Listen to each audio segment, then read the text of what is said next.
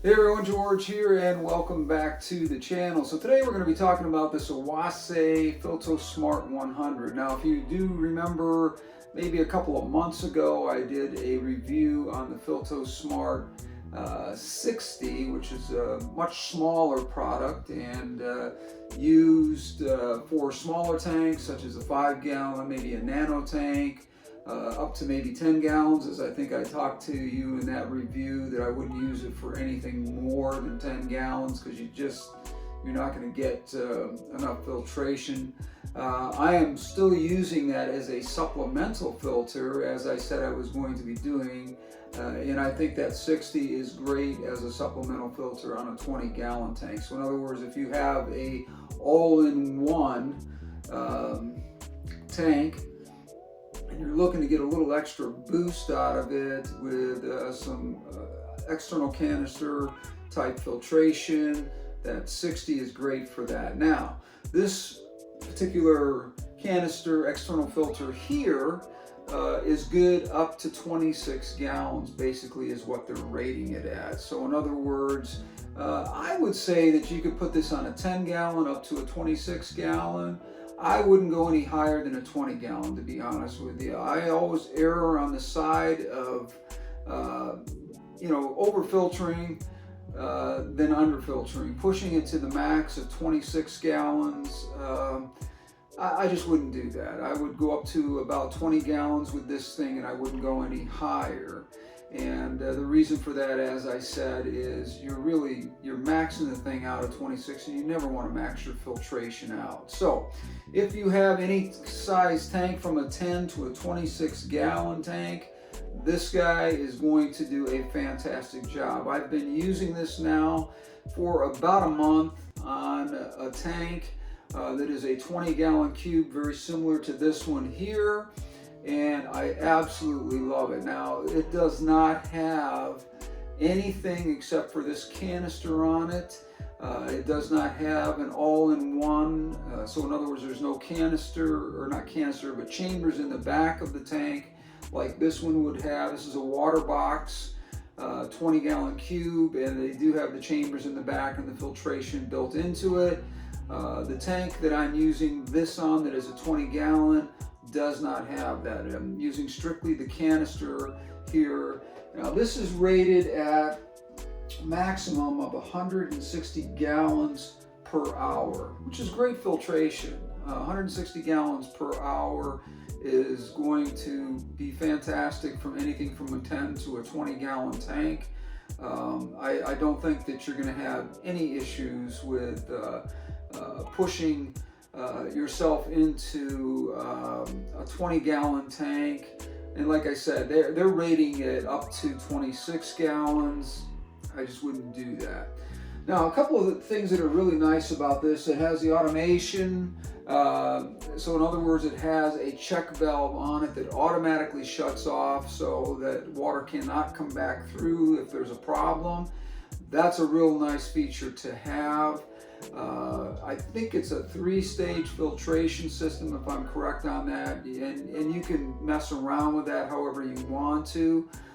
You can use what they have in the box as far as filtration goes, or you can kind of mess around with your own as well and add some things to this. Now, this does not have the capability of putting a heater inside of it. So, if you're looking for something that has the ability to put an internal heater inside so that your water is heated before it goes into the tank from your canister filter, this does not have this.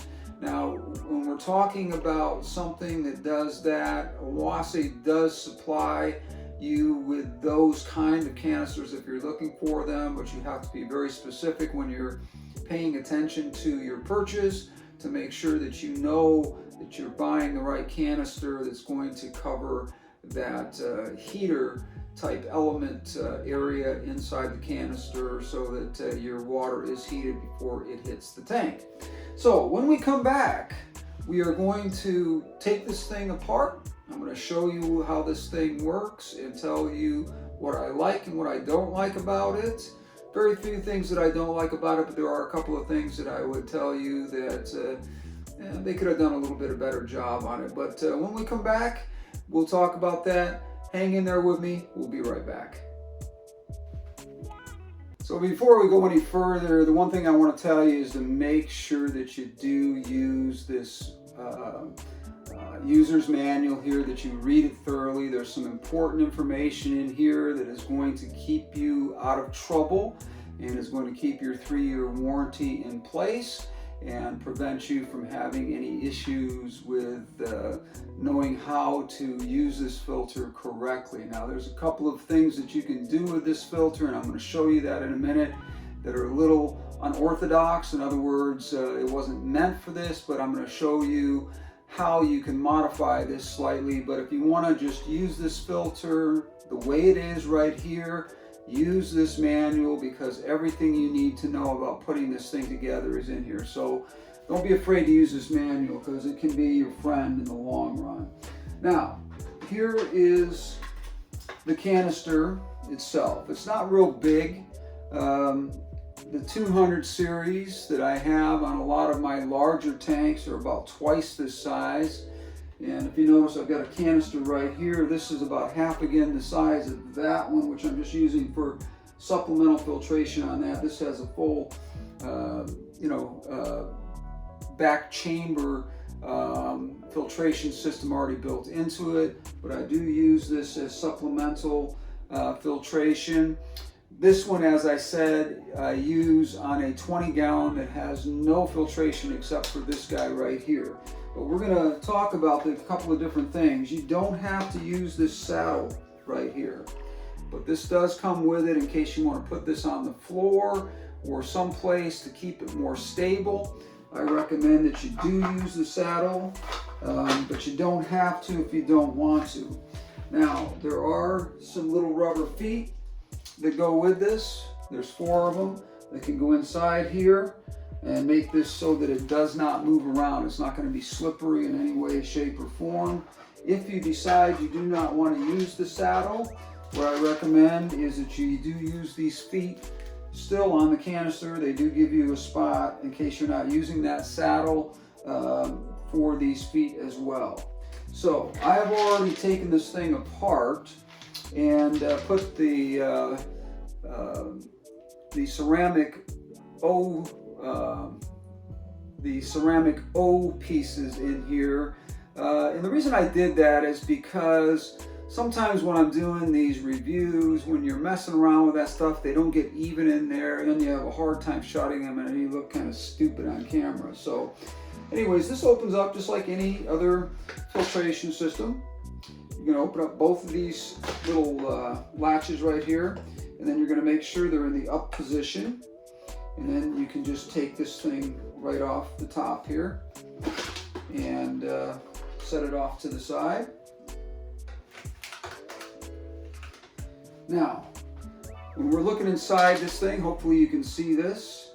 There are 2 filters inside here. There's this main one in the center here, and then there's the smaller filter off to the side that has this little thing right here that you can pull up and down with. Make sure when you put this back so that the lid goes back on correctly, make sure that this thing is in the little chamber where it's supposed to slide up and down, because if it goes sideways, then this thing is not going to seal correctly, and you don't want to have that happen.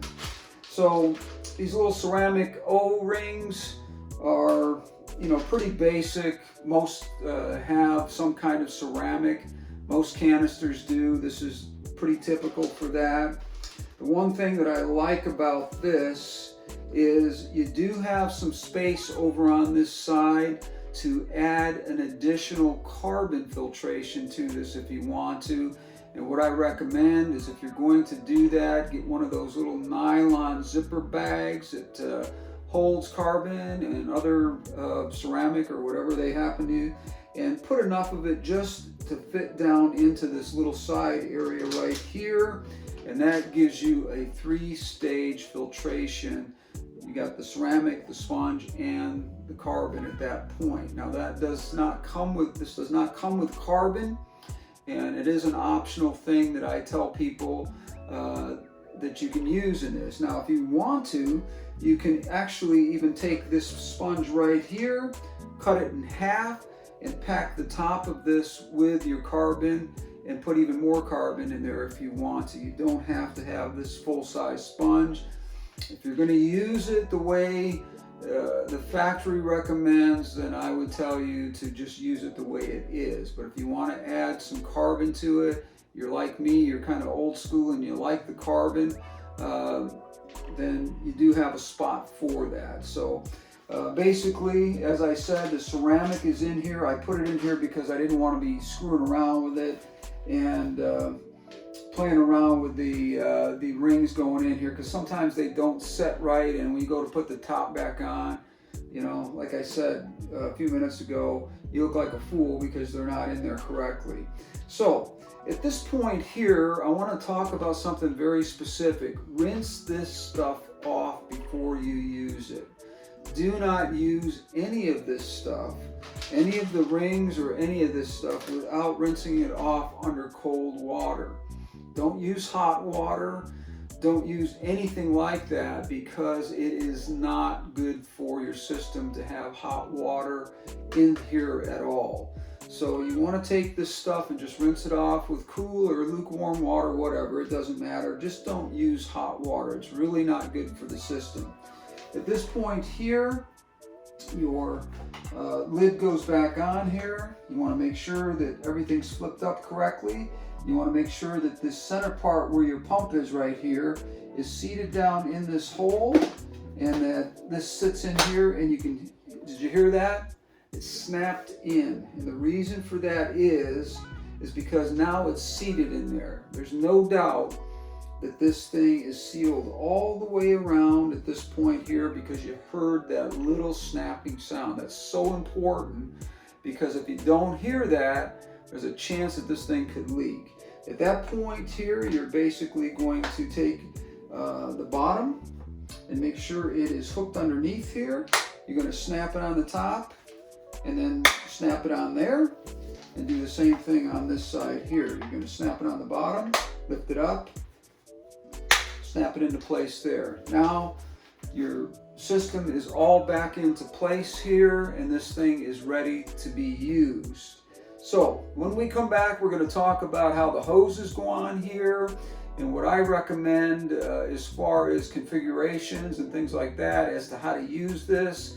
It's not much different than any other canister filter, other than the fact that I think that this is a superior product, because Oase makes an absolutely silent filter that has a pump in here that I'm telling you, you cannot hear this thing.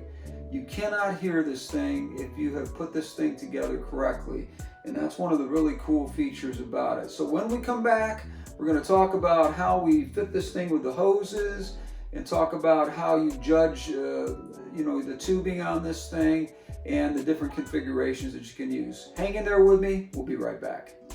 Welcome back. We're going to be talking about the hoses that go to this thing, and how I would recommend configuring these hoses, and the ways that you can use this inside your aquarium. Now we're talking about an aquarium that a tank that does not have an all-in-one filtration system in there. Unless you're using this for supplemental filtration, then you're not going to use it the way I'm going to be talking about. If you want to see how that's used, then what I would recommend is going to one of my other videos and watching one of those. It tells you exactly how you can use one of these as a supplemental filter.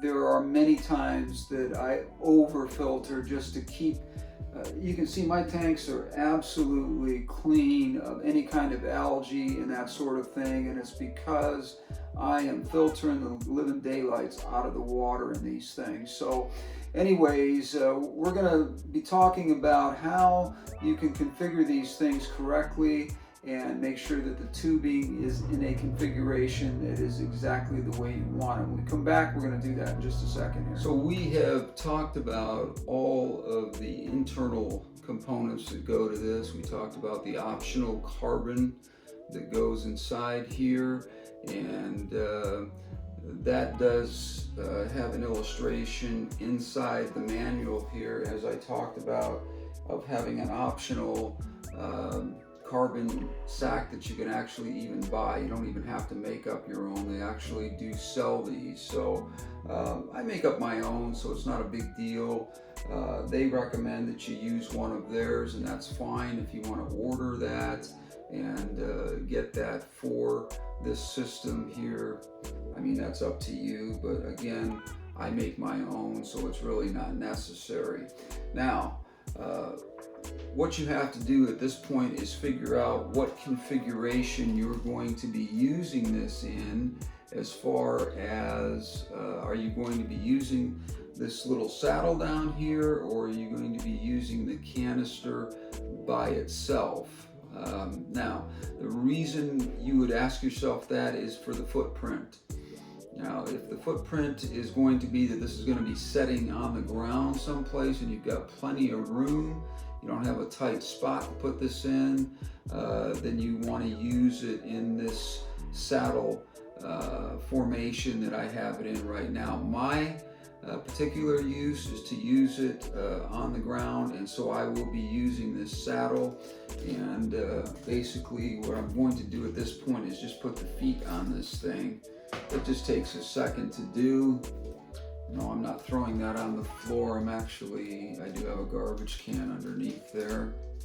Kind of a neat freak, but anyway, we are going to go ahead and put the scissors away so we don't get hurt. And that's a joke, but anyway, I get funny in the morning. I don't know what it is. I have my coffee, and then all of a sudden I'm like Mr. Humor Guy early in the morning, and most people are not like that, so I don't know why I am, but I am. So anyways, we have the saddle configuration that we talked about, and we're gonna just put these little feet in here. They just slide in nice and easy, and that just prevents this thing from moving on any surface. If you have this on a hardwood floor, if you have it on a carpeted area, obviously this doesn't really matter, but if you have this on a hardwood floor or something like that, you're going to want to put these guys in there, and they're real easy to put in. As you can see, they just slide right in there, and just give it that little extra ability to make it so that this thing does not move around. It can't go anywhere because there's resistance from that little rubber foot that's on there.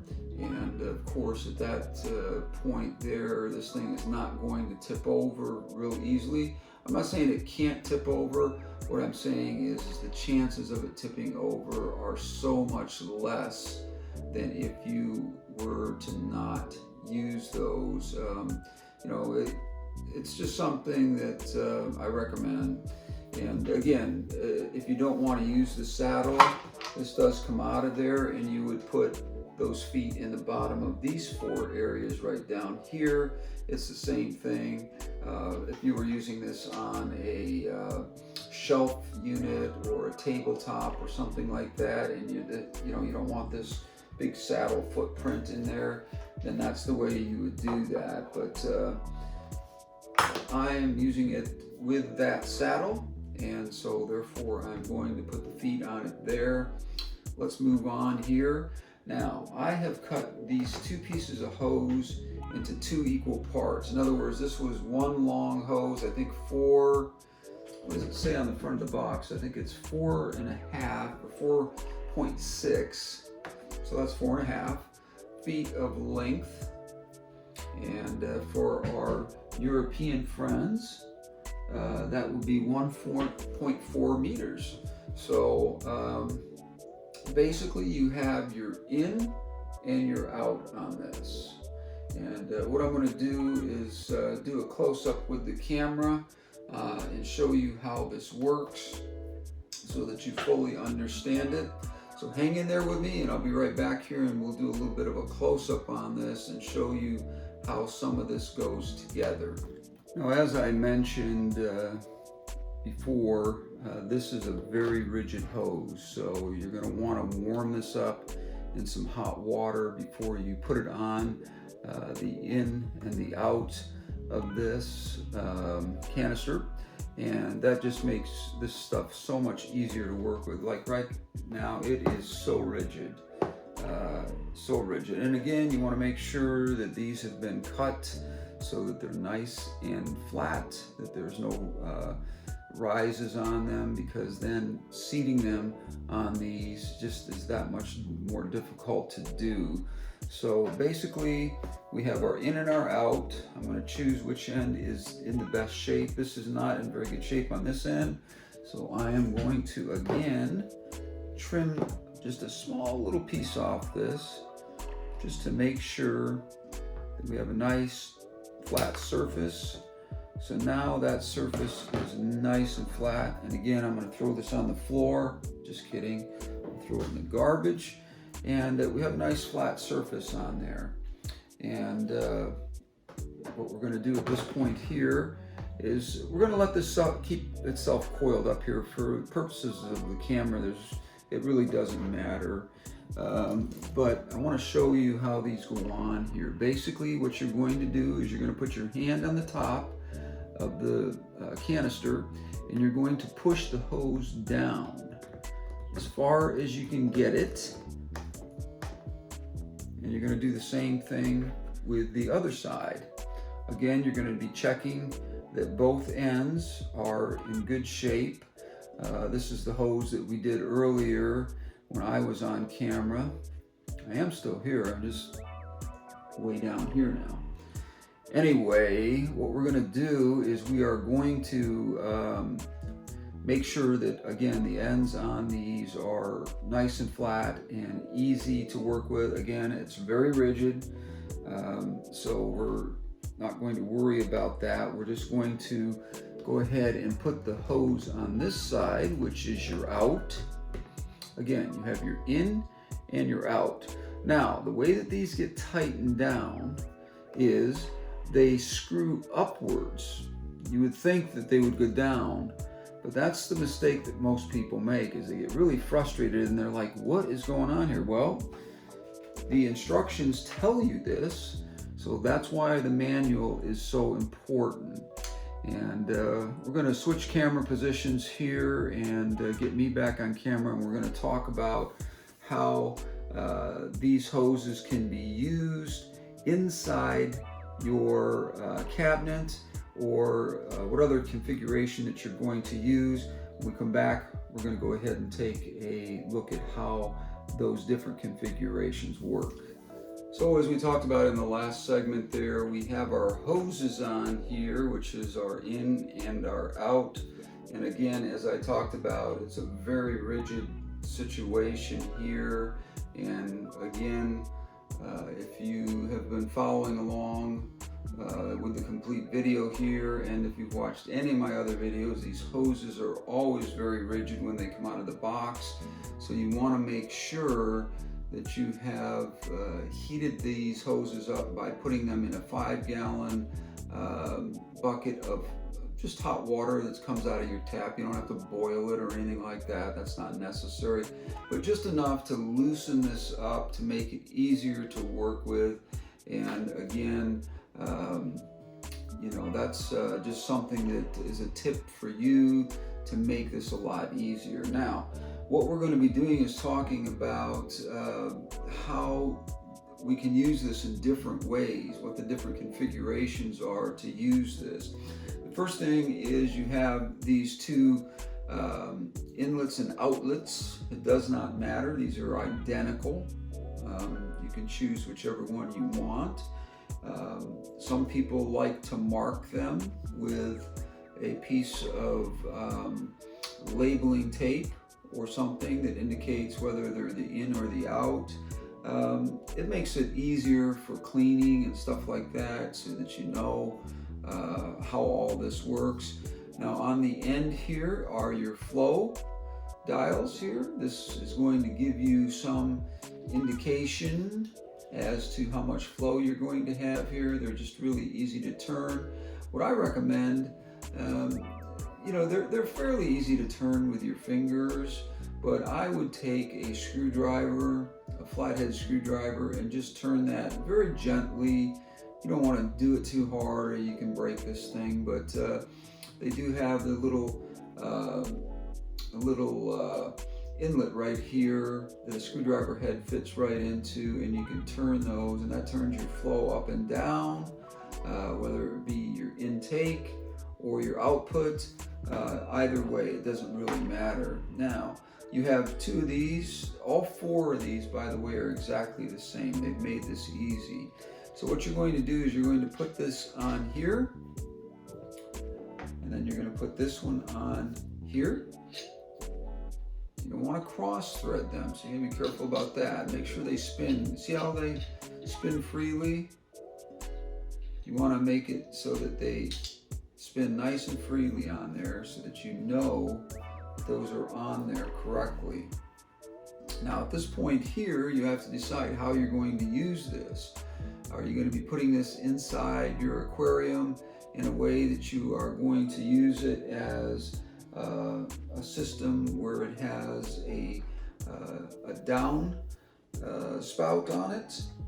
And if you are, basically you're going to stick this tube in here. Now there's two different tubes. One of the tubes has these small holes in it all along here, and this is for going across the back of your aquarium. And each one of these little holes represents water shooting out like a jet. This is to give you aeration on the top of the surface of your aquarium. Now you want to make sure that you pick these tubes correctly, or it doesn't work out very well. So this is the one that is for your output. So you're going to make sure that that would be this guy right here. It's eventually going to end up with the fittings on here, but we'll show you that in a minute. But right now, this is your intake.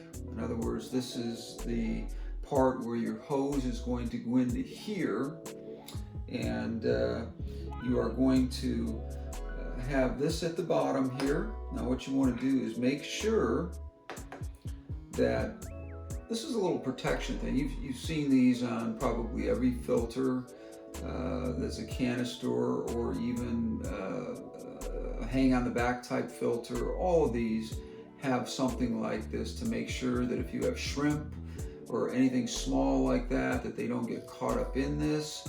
And you want to clean this pretty regular. You don't want to let this thing build up, because what you're doing is impeding the outtake of water from your tank if this thing is getting all gooped up, and you don't want to do that. So anyways, there's a little fitting here that is this guy right here, and we're going to put that on the top here. We're going to make sure that that's snapped down in the position that is correct, and then we're going to take and put this in here. It doesn't really matter, because you can turn this thing any way you want. So in other words, however your tube is going in here, whether it's going in the back like this, and or like this, it doesn't really matter. However, my situation would be that this is going into the back of my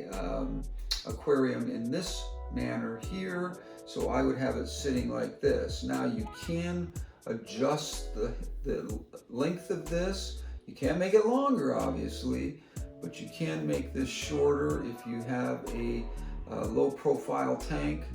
A lot of people do have low profile tanks. If you do, then you're probably going to want to cut this to the correct length before you put this all together. But the best way to do that is to have all of this on here and measure it before you do any cutting, because this is a common mistake that people make, is they cut this and then they cut it too short. Now you want this above the surface of your substrate. In other words, you want this at least this far from the bottom of your substrate, because if you don't, stuff is going to get pulled up into here, and again, it's going to impede the flow. So you want to check and see where you're at on that and make a cut wherever that needs to be.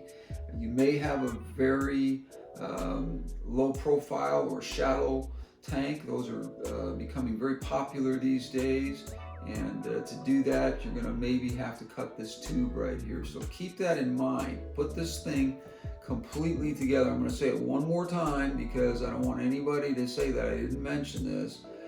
Is you want to put this all together like we have it right here, exactly the way it's going to be resting on the edge of your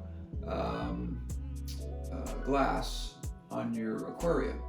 And you're going to see exactly how far this goes down inside there after you've put your substrate in, and you're going to adjust this accordingly. If you need to make a cut on this, what I recommend is just taking a hacksaw or something. You might even be able to get away with using something else, but I recommend a hacksaw just because it's simple and it's a nice clean cut, and you can again adjust this to exactly where you want that to be in your aquarium. Every aquarium is slightly different, so it's really going to be something that you're going to have to check on yourself. Now, what you're going to do at that point is you're going to take your output, which is in my case would be sitting like this and like this with the holes facing me, and that would be on the glass.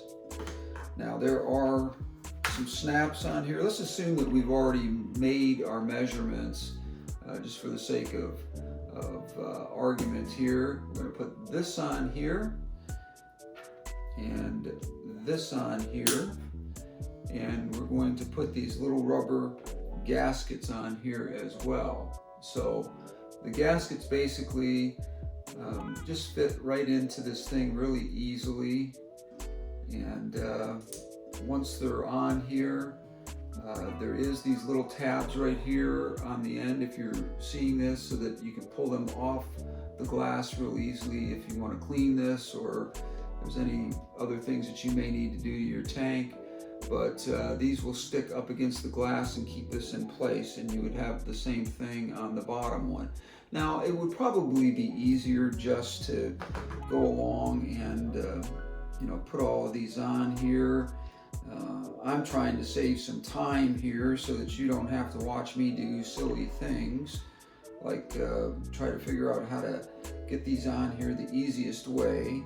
They actually, if you put them on at an angle and just push them in, they actually snap in real easy. Again, this one would go down the bottom. I recommend using 2 of them so that this is really tightly up against the back of your tank, and your glass, the suction is on there, and these tabs, it doesn't really matter where they are. I mean, you can turn these things and have them up at the top, or you can have them at the bottom. It doesn't really matter. So anyways, we have that, and again, you're going to be doing the same thing with this here once it's put together. So at this point here, I'm going to remove these, and we're going to talk about how the hose connects up to this. It's very simple. It's exactly the way that the hoses were connected to this. So this here is going to be your input. So in other words, water is going to be sucked into here and then into the canister through your hose, and you want to make sure that you have the inside hose, which is this guy right here, and you're going to do the same thing with this. You're going to connect it on here.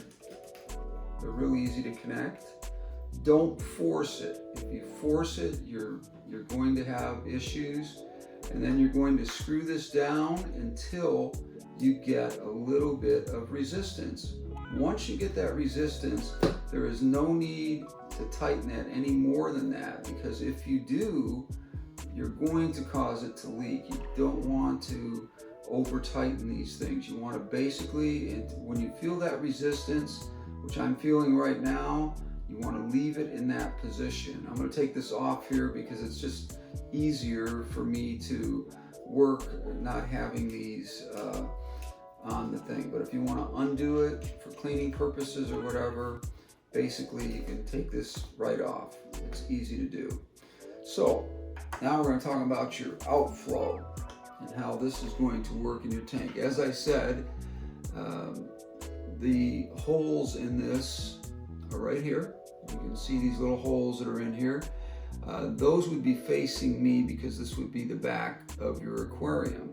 Now, on one end of this, you are going to have a little cap that's going to go in there, and again, you may have to adjust this lengthwise as well. Think about this before you put it in your aquarium to make sure that you have the correct length.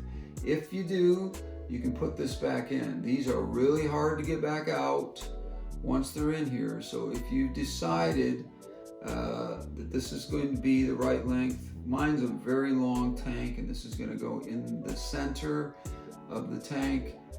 So it is, every bit of this tube is going to be used by me.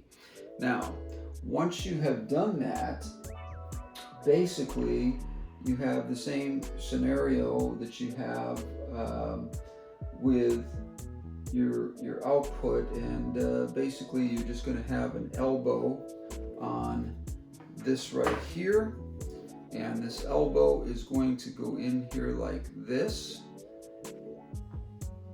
Let me look at the instructions on here. I'm pretty sure that's exactly, yeah.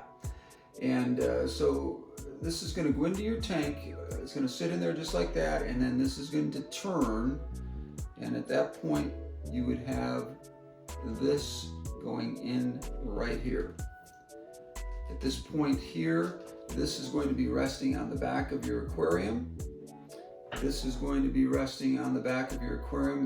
They're going to look basically like this in your aquarium. Now they give you a clear tubing here so that, you know, it's not something that you're not going to see, but you at least are going to minimize how unsightly this is going to be. You're going to want to clean these pretty frequently. So my recommendation is, you know, whatever your taste is. If you don't mind looking at tubes that are, you know, filled with algae and stuff like that, that's fine. But I'm going to tell you, you're going to get way better output on this and way better input on this if you keep these guys nice and clean. So I do recommend that you do that. I don't want to make this video really long, but this would be your out. And so this hose here, again, which is your output, would go on the bottom of this.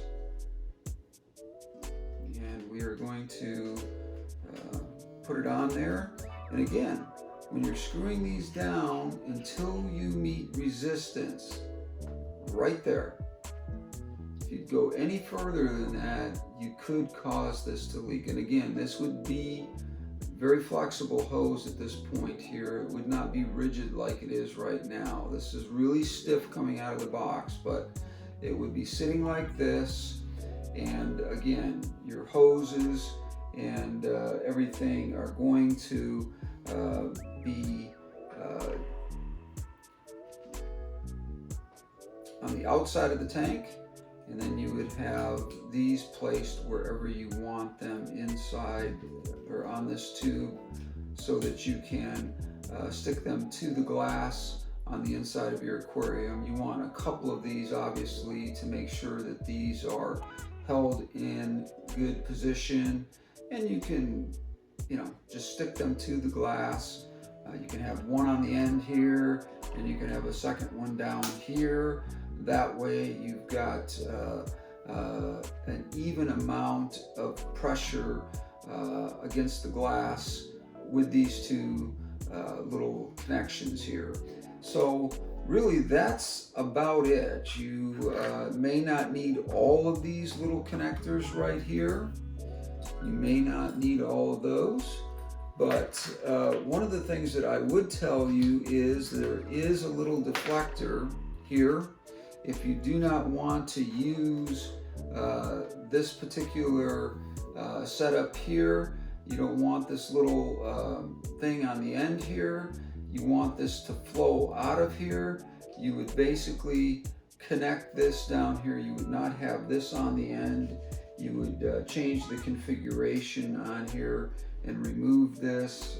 This is how I'm going to be using it, so I'm not going to be taking this back out of here, but there is a little deflector here that directs your water, and if you're going to use that, basically what you're going to do is not have this hose on here at all. You're going to have this snap on to this guy right here, and when you do that, you're probably going to have this facing outwards, where you're just going to have the water shooting across the top of your tank and having this snap right on, so that you can have it in the configuration that you want. And that's kind of handy to have, because it's going to direct your water. As you can see, it's like a half moon. That's going to direct your water and make it go in one particular direction outwards, and so that's a nice thing to have as well. So basically we've covered it all here. Again, my configuration is going to be that we're going to turn this and we're going to put this back in here, making sure that these little small outlet holes are facing the inside of your tank, and you can move this in whatever configuration you want. And there's enough of these here so that if you want to stick this to the outside of the tank, you can just go in the opposite direction. You can snap this right onto the hose, and you can put this right up against the back of the tank. Hopefully you're going to have some backing on there of some kind where you won't see all of this stuff. I mean, that's your preference. If you don't want to do that, obviously you're going to see some of this stuff, but it is there's enough of these on here to hold these hoses tightly against the back of your aquarium and give you the ability to make sure that these are really nice and solidly on here, and that they are in a configuration that is pretty secure, where they're not going to move around. So I am going to, at this point here, just remove this so that I can get this out of the way of the camera. And again, you're going to remove this from your outlet, and that would be just something that you would set up when you're ready to put it in your aquarium. Now, two things that I want to go over again that I think are really important is, number one, make sure you use this manual. It's really going to be your friend, because it shows you everything you need to know about setting this up the way I just showed you. But there's a complete diagram here that shows you how this should look inside your aquarium if you're using it for anything other than supplemental filtration in a all-in-one aquarium, which is what I have done for the most part over the years. I've used these for that.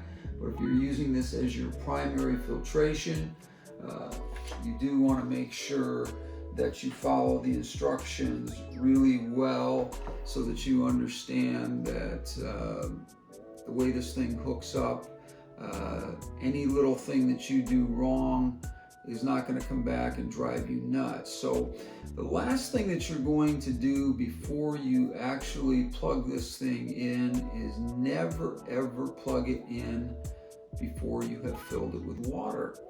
And what we're going to do is we're going to talk about that for a minute. Now, this cap comes off right here.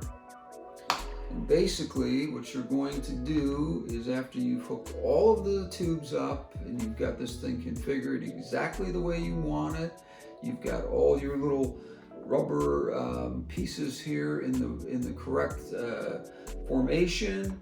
You have them secured to the back of your aquarium. These things here, that's the one thing I didn't like about this, is these are not easily put on here. They're kind of hard to put on. And that's the one beef that I have about this. There is one other one that we're going to talk about in a second here. But yeah, these are not really easy to get in here. Most of the time when I'm dealing with things like this, these little sticker or suction cup things, they're a little easier. Now that one's on there really solid, so that's not going to go anywhere. In fact, darn near stuck to my hand there. It is stuck to my hand. It's pretty good suction. Anyway, you want to make sure that all of these are in place and stable before you fill this with water and start to use this system. But do not start this up dry. You will destroy the motor in this thing. I can't emphasize that enough. I mean, there are many places in this manual that tell you not to do that. So you want to be careful. Do not start this thing up before you have put water in it. And it shows you right here the water filling area, which is this little spot right here where I just took the cap off. And again, that manual is going to be very important. So you're going to fill this with water all the way to the top of where you can't fill it any longer. There's actually a little spot in here that you can't see that the water is very visible in there. Once you've filled that, you're going to put your cap back on and you're going to turn it in a way that locks it down so that you do not have any leaks coming out of this. Now, also, if you go to clean this, you're going to shut this off and you're going to turn the top of this, and that's going to prevent water from running all over the place. Never remove this part of this once you've turned this off, because it's going to be full of water and it's going to go everywhere. So don't do that. If you're going to be using some kind of method to clean this thing, you want to relieve the pressure by removing this and getting your water dumped out of this by removing these two hoses here, and making sure that that cap is on there nice and tight. But like I said, if you're trying to clean it, you want to remove this, remove both hoses, and you can take it over to a sink area, dump it all out, and do your maintenance on this. Now, one of the things that I will tell you is that do not clean this thing 100%, because you will destroy your cycle in your system. That's a whole nother thing that I'm not going to get into, because that's a whole video in itself about how you can kill a lot of fish and destroy the cycle that has happened in your tank by cleaning this thing and doing 100% water change. That is the biggest no-no you can possibly do. A lot of people think that the beneficial bacteria that is in their substrate is going to sustain that system. No, it's not. This is very important. Never, ever, ever clean the ceramics or any of the stuff that's biological, beneficial bacteria in here. If you do that, other than cleaning the sponges occasionally and replacing them, you want to leave that ceramic side alone. And the reason for that is all your beneficial bacteria is in there. And if you clean all that and you rinse all that off, you're destroying that beneficial bacteria, and you're basically going to kill a bunch of your fish. I've had this happen by mistake. I did it. And I mean, it was a rookie mistake for me to do. Somebody that has been doing this forever, I made the mistake of cleaning that whole thing, thinking that the substrate in my aquarium had enough beneficial bacteria in it to sustain the system, and it did not, and it was a bad deal. Anyways, the last thing I want to cover with you before we end this video is a couple of things. It's really important. You want to register your product online. This little guy here is a reminder. It's got a little stop sign on the back here that tells you if you're having any problems or questions, or you want to return it to the store. There is an 800 number on the back here that tells you what to do, whether you should send it back to the factory, or if you want to just have some technical support on there, that's all on there. But also registering this product online is important, because without the registration, this 3-year warranty is no good. You got to have the registration in order to get this 3-year warranty that they're talking about right here. Now, these are great filters. Oase has been doing this a very long time. I trust them. I know that their systems are extremely technically advanced, and they do a lot of research on these things all the time. And I'm not saying that they're the best on the market, but they are certainly one of the best on the market. Because they've been doing filtration longer than anybody that I know. I mean, all the way back to the 1930s, they started doing filtration. So we're going to end this video right there. If you have any questions, leave them in the comment section down below. If you have any comments that you want to make, something that I missed or something you disagree with on this system, please leave that comment down below. I am not perfect. I'm learning every day, so if I missed something and I didn't cover it, make sure you leave that comment in the section down below. Also, hit that like, the thumbs up. Also, subscribe to the channel. And if you get a chance, hit that bell up at the top here. That way, anytime I have a new video that's coming out, you are going to be aware of that. You're going to be one of the first ones to know, and you're going to be able to see that video right away. Now, I have a bunch of stuff coming up. I have a live Q&A that I'm going to be doing in a few weeks here, and that's going to be a lot of fun here, because for other purposes, I have this guy over here, but we're going to use this for YouTube for the first time. I've never done a Q&A, and I am going to do that. I am not camera shy, as you can see, and I don't mind answering live questions. And you know, there's always funny guys that come on and want to say weird things or whatever, but we will have some moderators that will be working with me to make sure that those questions are fielded.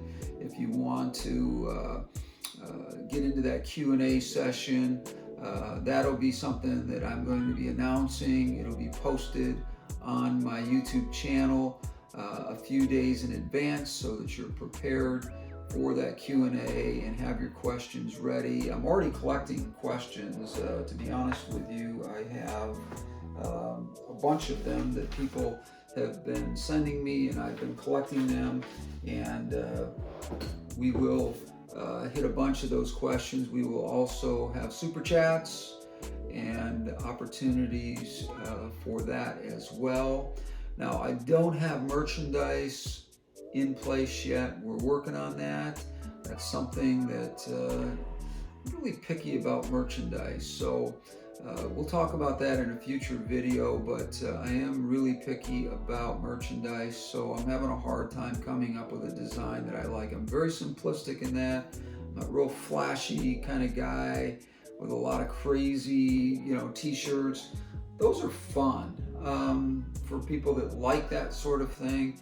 I'm just not into it. If you guys are interested in something like that, let me know. But anyways, at this point here, we're going to end the video. Thank you so much for joining me today.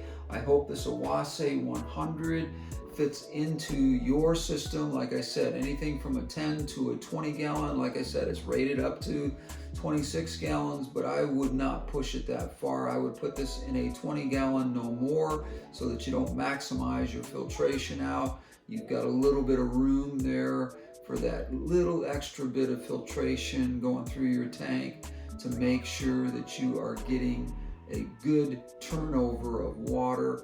Thank you for joining me. Do not forget that bell up at the top, and thank you so much for joining me today. Until next time, we'll see you later, and we are out of here.